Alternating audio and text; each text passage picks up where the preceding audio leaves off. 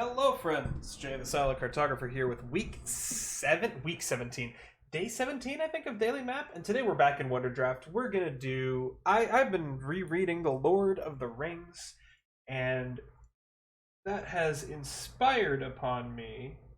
Oh, right, that's 4K. I want that to be full HD. That has inspired in me the desire to draw an old, like, paper worn. Oh, excuse me, I have the hiccups. Like a paper worn map. So really quickly, I'm just going to use the land generation tool to get some land on here. Just so that I can mess around with the textures a little bit. Ground texture. You know, worn might be the play, although I want something a bit more uniform than that. So vintage might actually be what it winds up being. Although equirectangular is pretty damn good. Outline color will depend on water texture. And I think... Oh, oops, that's not what I want. I think I was there, and then we've got black and white, which isn't really what I'm looking for. Might be able to do something with fuel if we go to the water settings and we hue it to a different hue. What would be a very... So I'm looking for a yellow, and then to like desaturate that yellow, and then to increase the stain amount a little bit. That was it right there. Yeah, there we go. And then just like that, we've got our old-timey kind of looking map here, and so we're gonna go back to land. We're gonna go back to the land generation tool. Let's crank the water level up a bit. We want a pretty sizable continent here, and we'll hit the roulette button. That's nice, actually. That's very nice. Although, one of the things about the equirectangular land is that it creates this stretching up in the top here. You know, I'm tempted to keep this. I'm very tempted to keep this. Hearing something like the app. Oh, well, it's gone now. It's gone forever. So, we won't miss it. That's not bad either, but not quite what I'm looking for. See, now that I want something a bit more stylized, it's giving me all the square, all the square looking ones. Oh, here we go. Yeah, this is the one. I love this bay. Okay, so first things first, let's sink this northern part of this continent right into the water. As it would do no good to have something flying off the edge of the map. I think that looks just fine. Really quickly, let's go to our land brush, and let's just get rid of some of the impurities in our map. Just like that. You know, I like this island here, but I'm gonna have to get rid of it. Gonna have to get rid of that. Gonna have to get rid of that. We're gonna grab our paintbrush tool. We're gonna put that like that. Gonna dry erase this stuff, and let's do a zoom here. Let's see what we can figure out. Still got some garbage up there. Still got some garbage over here. And you know what will help us a lot here, actually, is if we go to the landmass outline and we change it to black, which is not what we're going to change it for in the end, but this will easily allow us to identify where there are extraneous little bits of landmass that we might not want. So we're using this to our advantage. Like here, there's some things up here that I missed I totally never would have seen. There's this little nugget here. This kind of looks like crap over here. There's this big nugget over in the water here, and then there's all these little bits of water in the land. It's cool, but not really proper. This and this can go away. This can go away. This can get trimmed off. Yeah, there we go. Down here looks a bit odd, so we're just go ahead and clean that. And this down here as well. We'll make that a sharp point. And then we have some over here, which we can just get rid of. And there we go. So now we're going to go back to the landmass outline, and we're going to try and figure out what landmass outline color. And you know, honestly, I think that if we take the color of the background here, and then we go straight down with it to try and give it a little bit more of an inked edge, just like this, that'll look pretty okay. Now, first things first, let's go into our symbols. Do we want any major lakes. That probably the first thing that I should do is lakes, and so let's look for a fun lake shape that might be something like that. No, shrink it down maybe. Like, yeah, something like that works fine. Grab the water eraser tool and just clean this up. Otherwise, it'll look a little bit off. We're going to go to the water settings. We're going to go to, or is it under land settings where the freshwater color. Here we are. And we're just going to make this a darker color, lighter color. See, this is very blue. Where once again we're going to take the same color we did before, and then we're going to make it. Oh wow! If you turn the opacity up, it gets rid of the symbols, which actually may be a good thing. Might very well be a good thing to do that, and then take the yellow color from over here. Maybe cut the opacity a little bit, and then I mean really the outline color is what will. Oh, this doesn't really have an outline. That's kind of awkward that doesn't have a. Well, it does, but it's very very thin. And while we're doing this, let's go the coastal FX distance. We have the coastal effect of a regular blend. I think we're gonna go band. Coastline color. We're gonna make this same as that, except lighter, much less opaque. Even lighter still, and then far less opaque, just like that. That looks great. Maybe 3-tiered, and then maybe even take the coastline color and reduce the alpha a little bit, just like that. There we go. Now, doesn't that look awesome with that glow? Really easy to make glow effects in Wonderdraft, but I'm not sure if I'm a fan of. Oops, that's 100% not what I wanted. I'm not a fan of that lake. I don't think there's gonna be any lakes on this map, just because I can never get them to work right. But let's go ahead. Let's start placing our mountains. Yeah, like I'm almost tempted to use these because they're thicker line, but the thicker line really contrasts with the coastline, and I'm really not a fan of that. I mean, these almost have a place here. They almost have a place here, but they're just not the style I'm looking for. So I guess our mountain options are these mountains. We've got these mountains with these mountains as an accent. I should put that these mountains have this as an accent. And I think I've already decided which one of these looks best to my untrained eye. And that's definitely these down here. So I think I'm going to erase all of this. And I believe that was this set of mountains, with this set as an accent, and with these hills. I think that looks awesome, so we're going to go ahead and we're going to work with that. We are going to go ahead and we are going to make a mountain range somewhere. Anywhere. But where? This is a tough one. I'm not sure where to start this mountain range. I don't want to cut off too much of the land, so maybe we'll start with something simple. Maybe we'll start down here. We'll do something along these lines. This goes down coast, just like this. And then we'll save the rest of that for the smaller mountains.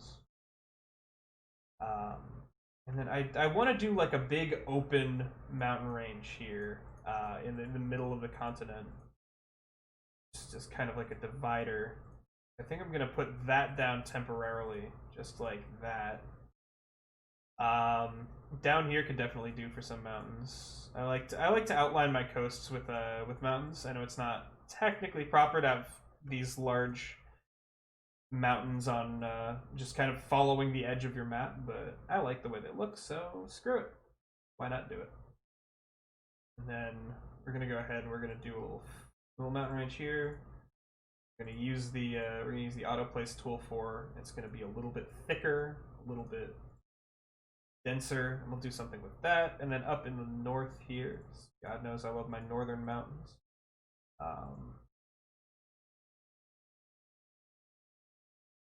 We're just gonna put some mountains up here as well. Now we're going to go to our accent mountains, which are these smaller ones. We're going to shrink them down just a little bit, and we're going to go in and we're just going to make this seem as if it is much larger than it is. Yeah? Seem bigger than life. Here we are. Down like that. Here. Also, you'll be very glad to know that I found the source of the incredibly obnoxious chirping noise that happened in a couple of videos ago. A group of blue jays has actually built a nest in the bush right under my window. So while I am saddened by the noise that it brings my daily routine, it is really cool to see a bunch of baby birds, or well, they're eggs at this point. But actually, I don't know when birds are supposed to lay eggs. I didn't know that would happen in late summer. But it's there. Nest of birds. I don't see any eggs in it, to be fair. So they might not even be making the nest for that purpose. But that's who lives there. Those are my new neighbors. Bunch of freaking birds. They are loud. They've made themselves very known.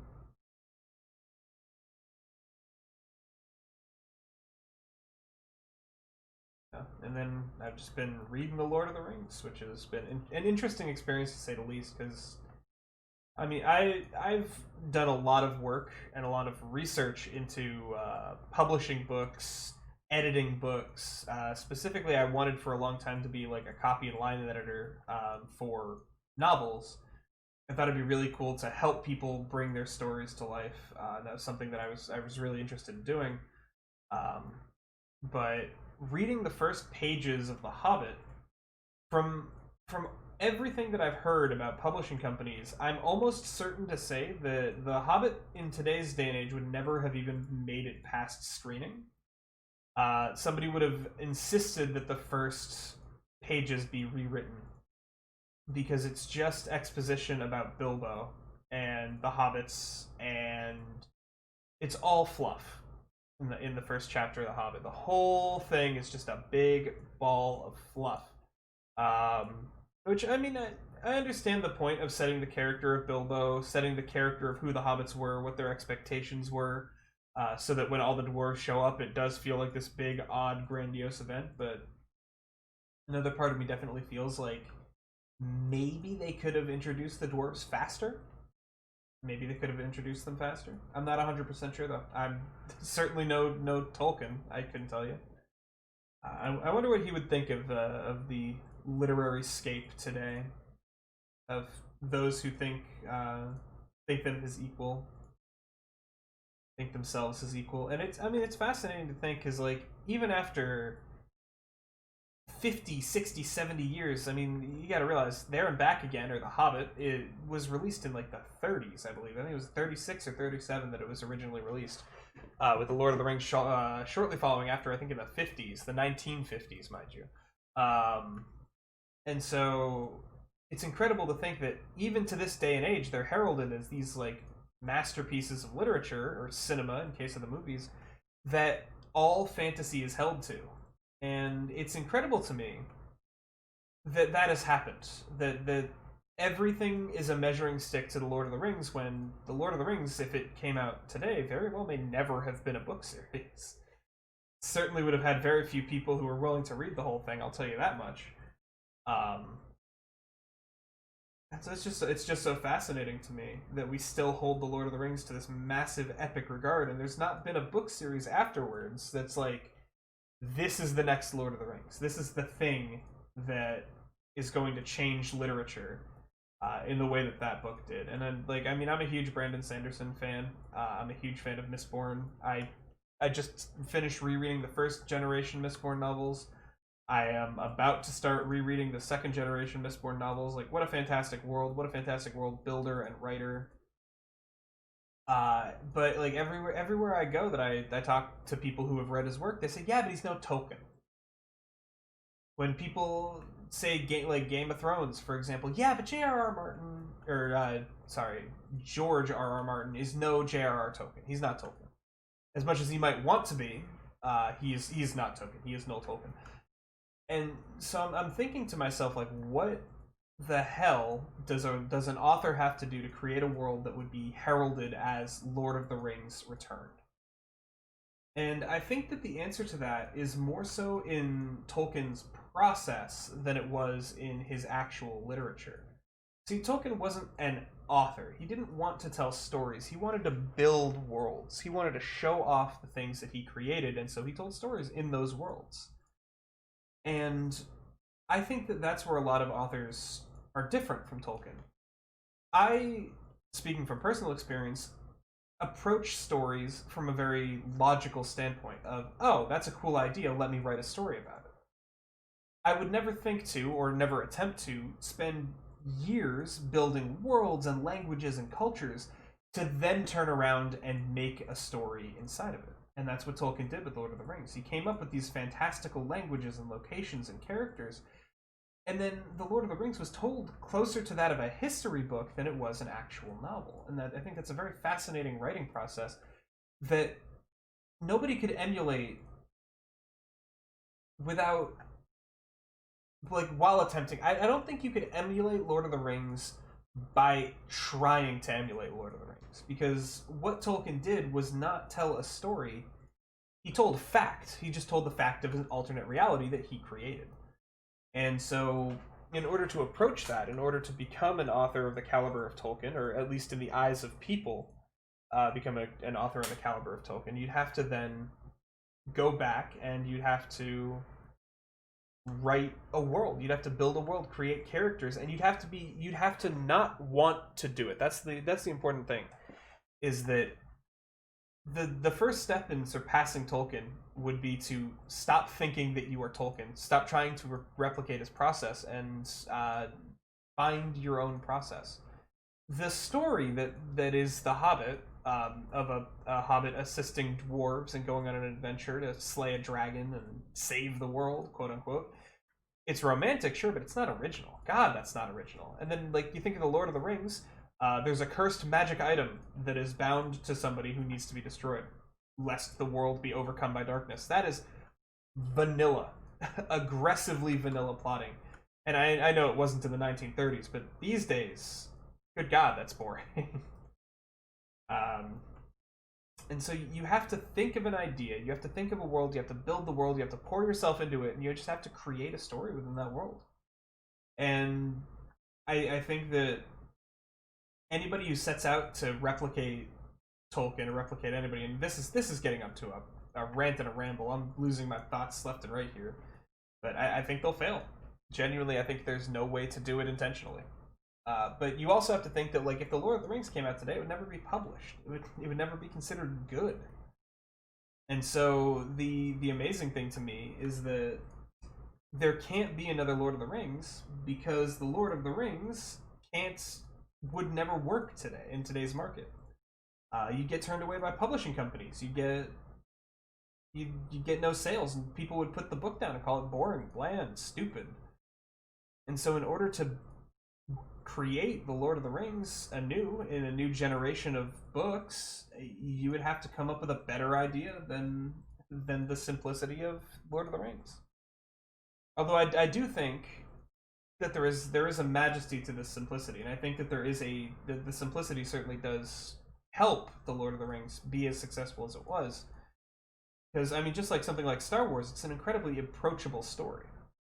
In Star Wars, you have a young boy who discovers that he has an amazing power capable of fighting to protect those he loves, and so he does.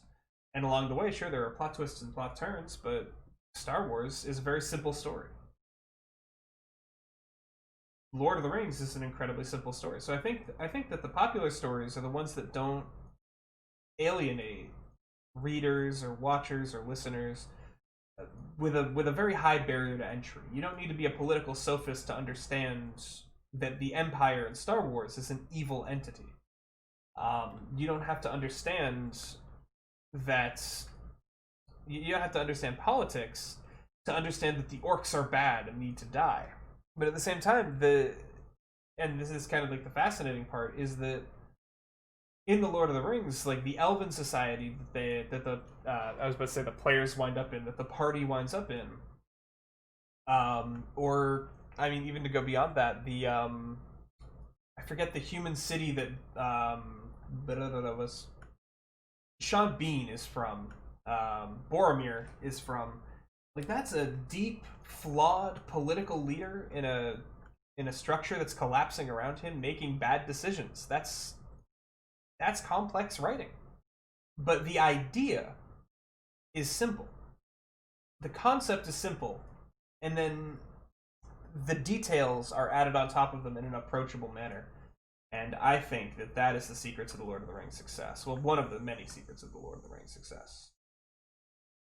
But no, I mean, it got me thinking while I was rereading it of like how odd it would be for a story like that to be released today, because there's really no place for it.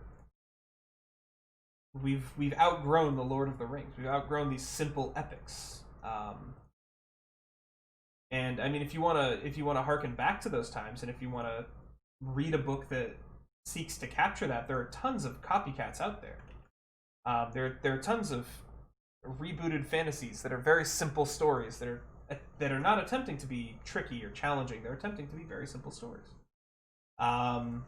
This is not one of them, but immediately Matthew Colville's Priest comes to mind. Priest and Thief. These are fantasy stories that are horrendously approachable. And if you don't know if you'd be a fan of fantasy literature, but you're a fan of Dungeons and Dragons, go pick up Matthew Colville's Thief and Priest. I know I've talked about these in this video series in the past, but the man has a way of making complex fantasy worlds become incredibly simple to understand. He tells simple stories with complexity, and it's a fascinating read. There's a puzzle at the center of it that it's not meant to be a hard puzzle. This is not meant to stump you. It's not meant to lead you on and on. It's not even like harkening back to Mistborn. It's not even something that he leaves clues to, desperate for you to figure out his plot before it reaches the end. Which, I mean, by the way, the Mistborn series, for those of you who have not read it yet, it's an absolute masterclass on asking questions and then subverting reader expectations with those questions and the answers to them. It's so incredible to watch Brandon Sanderson point to something, say this is important, and then still at the same time manage to surprise you with it later on down the road. If you haven't read Brandon Sanderson's Mistborn novels, you're torturing yourself. Please do. And then Matthew Colville's Thief and Priest, Fighter, his third book, is in the works, but he is he's obviously a full-time YouTube and D&D personality, and I'm not sure if he still works at a video game studio. I have the mind to believe he stopped doing that in favor of doing Strongholds and Followers and Kingdoms and Warfare, his D&D supplement books. And so I don't believe he's doing that anymore. But he has not had time to work on Fighter, according to his own live streams, which is unfortunate, because I do want to see the series completed, but at the same time, I understand that it's certainly not a priority for the man, and I would rather a good book well written than a pandering book pumped out to say that the series is nearing its completion, because I believe there are 4 books that he's planned in the series.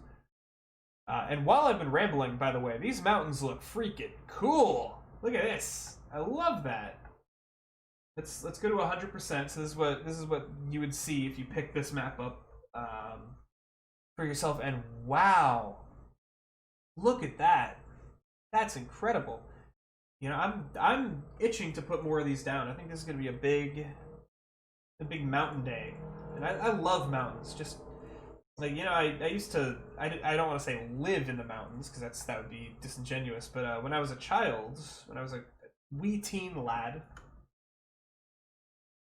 I got sent by my parents to a desert in Utah, because I was having some psychiatric problems, and they decided, in all their infinite wisdom, to send me away to a desert, not labor camp, but like emotional readjustment camp. We'll put it in no small terms. I think that those places are disgusting. What they do to children is deplorable, and I was far worse off for the experience. But I mean, that aside, the deserts, the salt flats out in Utah are gorgeous, especially in winter. And I mean, I spent many a night sitting in like negative 20, 30, 40 degree weather, desperately wishing I was anywhere else, getting lost looking at the snow-capped hills and cliffs and ridges and mountains. And I mean, the stars, holy shit. If you've never been to an area with truly zero light pollution, uh, it's a treasure that I will hold dearly for the rest of my life. Is what I was able to witness out in those salt flats. Just the true raw beauty of nature is something that you very rarely experience in this day and age because humans have taken so much of it. And those that are still used as humans as display pieces are often tainted by the presence of hordes and hordes of people trying to see the same thing that you are.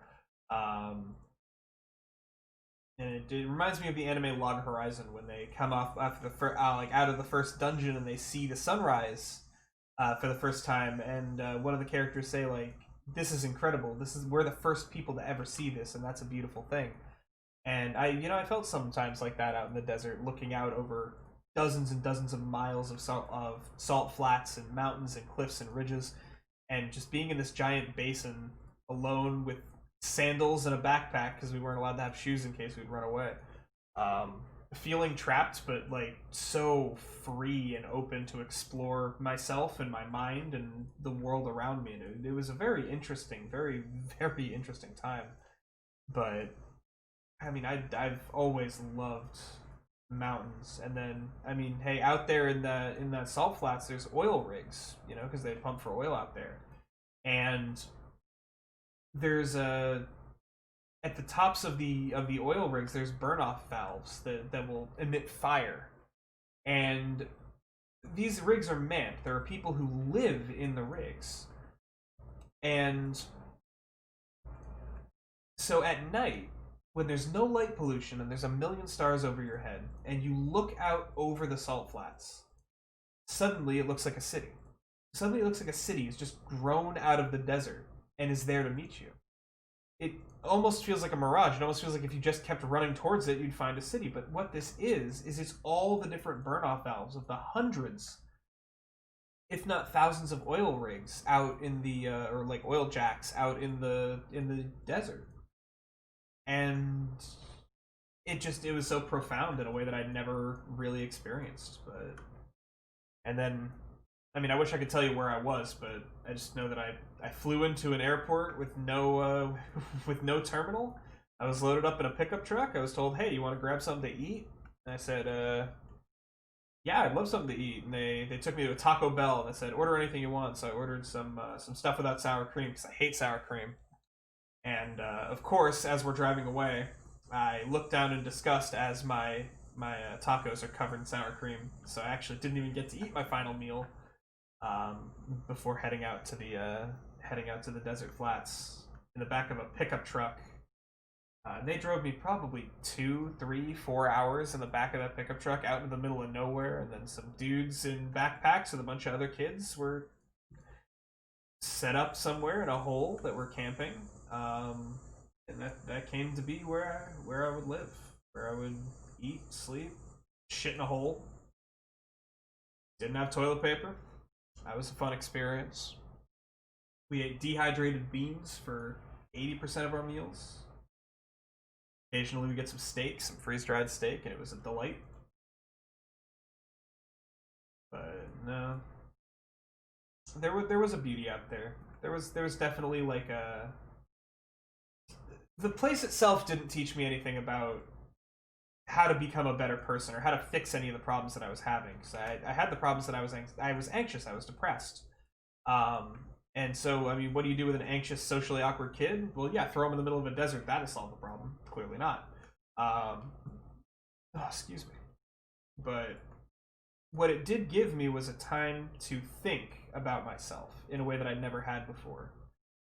Mull over different ideas, different moments in my life that maybe I'd never given thought to, who I was hanging out with, what I was becoming, who I was becoming. And it did give me a unique opportunity to change that.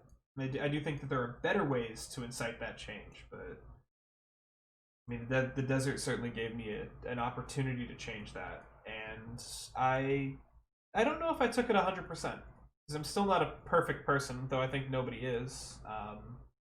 I bounced off of life pretty damn hard, and it's taken me until now at 26 to really understand what I want to be, who I want to be, and to kind of move myself in that direction. But it's been many years of pain and hardship to get to this point. Um, However, finally, at the end of it, I find understanding of myself that I never thought I'd have, and an emotional maturity that I really appreciate.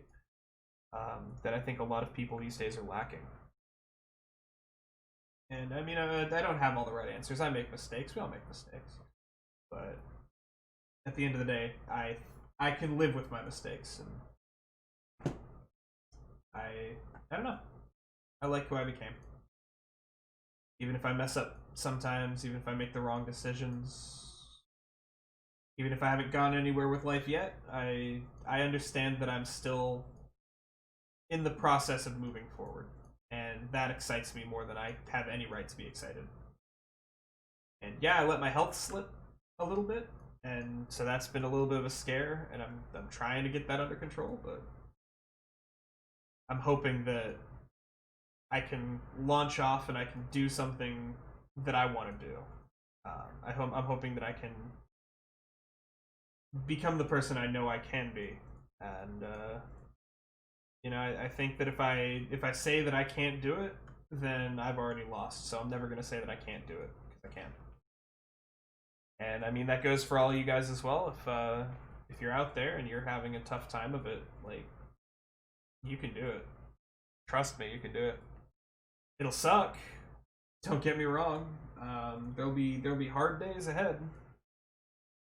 Many of which are gonna really make you question everything you've done up to that point in your life, but it's not about everything you've done, it's about everything you can do.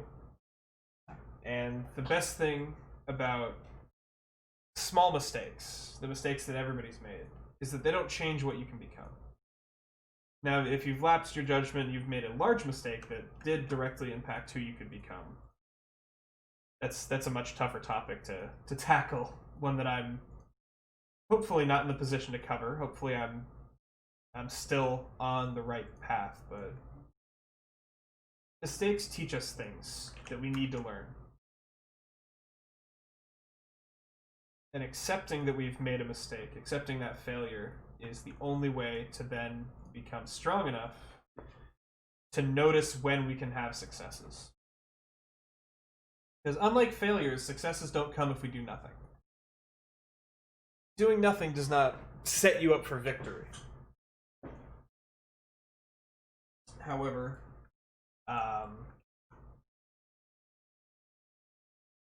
those trees are way too big. Doing nothing doesn't set you up for victory, it sets you up for defeat. Or it sets you up for failure.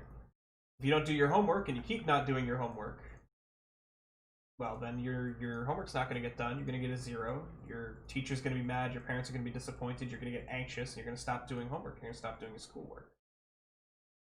But if one day you do one part of your homework and you just do like 1% better every single day that you're alive,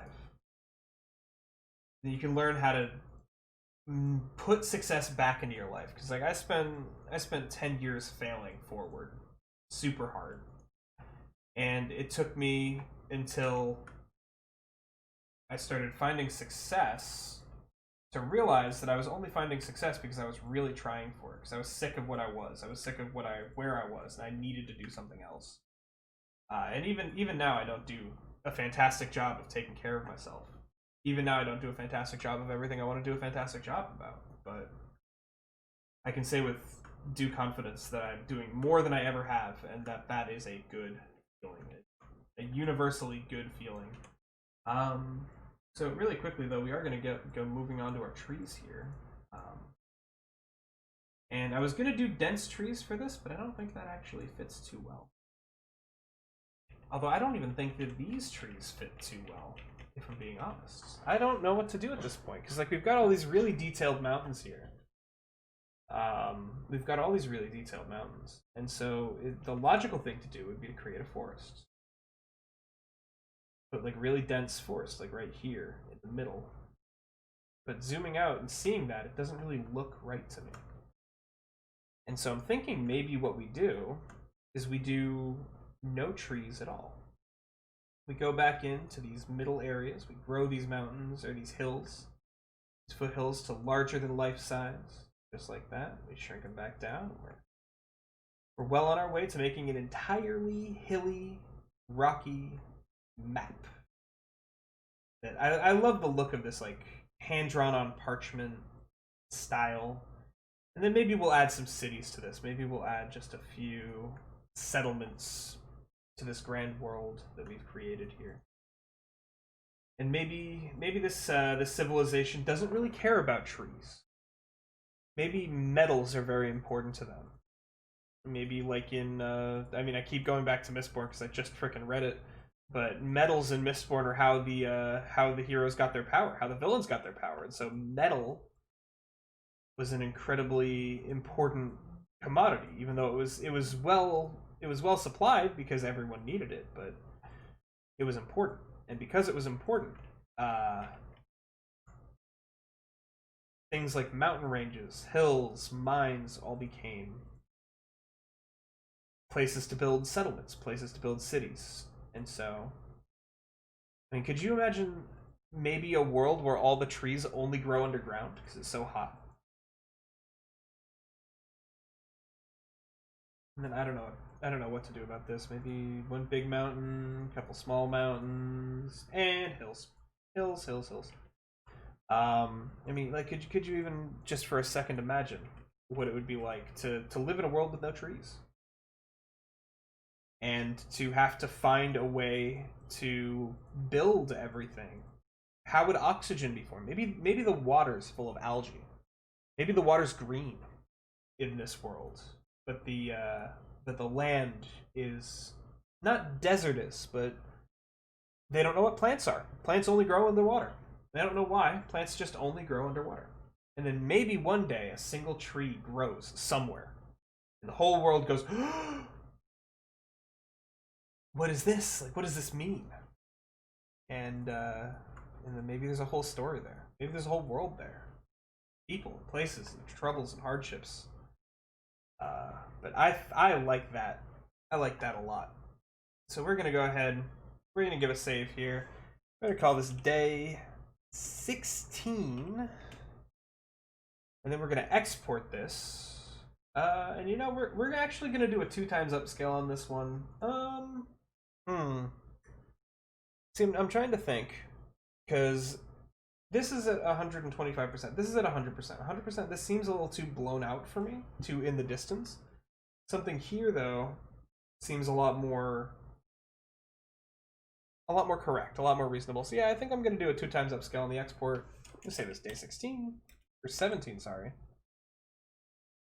because we did day 16 yesterday. This is day 17. I've completely forgotten. So this is day 17, which means I need to also save as. Can I rename this in here? Rename day 17. There we go. File save. There we go. Okay. We're going to go down to our symbols here. We're going to make the inside of this the dark color for our coastline. That was probably actually the wrong color, though. No. Okay, that's the outline, so we want that to be black. And then this is the inside. And the alpha's turned down. So we're going to go ahead and we're going to take this color here. And then we're going to make it darker. Darker. That's too brown. I'm trying to think of like how this would work. Then if this was black, would this change anything? No, not really. What do these look like out in the worlds? Yeah, not great. Not too great. So we're gonna need to do something about that. We're gonna need to make these. We'll make them black. We'll make the highlight on them the dark brown color, just to kind of blend them in just a little bit, just like that. And that looks way better. And then reason, for some reason, these are going under the hills. I don't know what happened at some point, which got my my Wonderdraft settings to be where the symbols go under the mountains, but it's a little bit annoying. Now let's think capitals here. Let's think capitals. Where would a capital city be? Now I'd love to put one like here, but that doesn't make sense because the mountains are there. But one over here would certainly make sense because this big bay area is very, very lovely looking. And maybe we'll actually have another capital city down here. Maybe there's two nations on this island. Maybe even a third one. Maybe up here there's a third nation. And then finally, all the way up in the north, there is a fourth nation. All of these are logically placed, just like that. Although I'm going to undo all of them, because I think I made the symbols too small. I'm gonna go ahead and make them a little bit bigger. That there, that there. Another one in this nook over here. Another one right on this cliff over here. Cool. And then we're going to go ahead and we're going to start placing cities down, shrink them just a little bit. It can be foolish to not have one down here, to not have one over here. Maybe we have a town in between, like that, a big city. And then, of course, you have to have something on the border. Now, thinking about borders, this is probably... this is kind of interesting to think about. Who controls this big area here? And I'd say it's probably this society here. So maybe we'll have a town here, town here. There would definitely be a settlement here.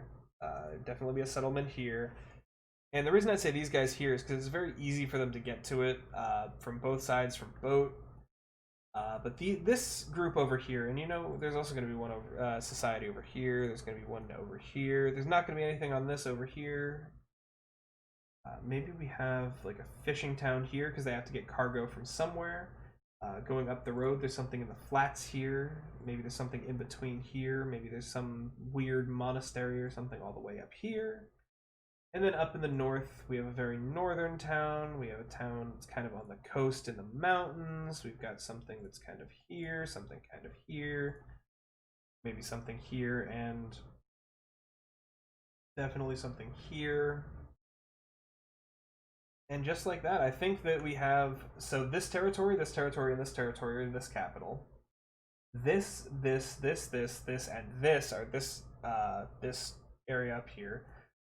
This, and this are this guy right here, and then this guy over here controls this whole northern area. Although that would also make this capital very exposed, which means that probably the capital would be over here. But I kind of like it. And we're just for fun, we're gonna add the indication that there might be somebody over here on this island.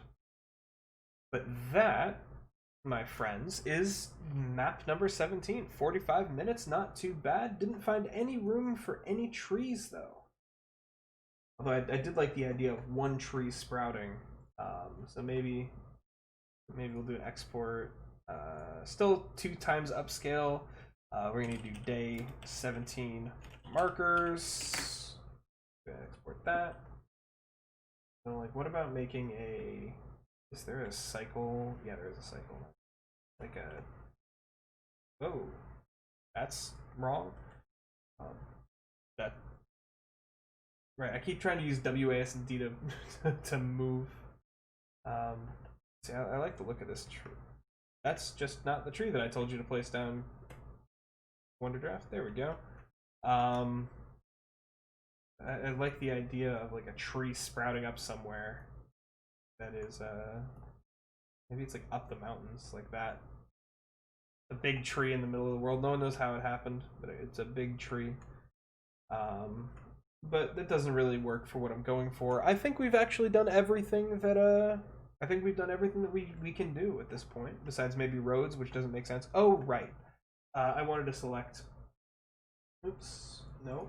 None. All the symbols on the map. And then move them up 1 place so that they are firmly seated above any foothills or anything, just to kind of give that inclination. So we're going to re-export this as day 17 markers. Here it is. exporting image. Perfect. All right, well, thank you so much for watching. I've been Jay, the Silent Cartographer.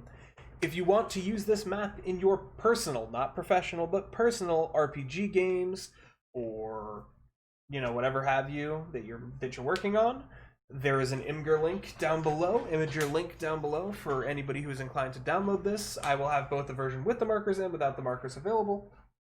And of course, if you are thirsty for more map content, we have 16 other episodes of Daily Map here on the channel, most of which are ludicrously over length because I ramble and because I spend a lot of time on these.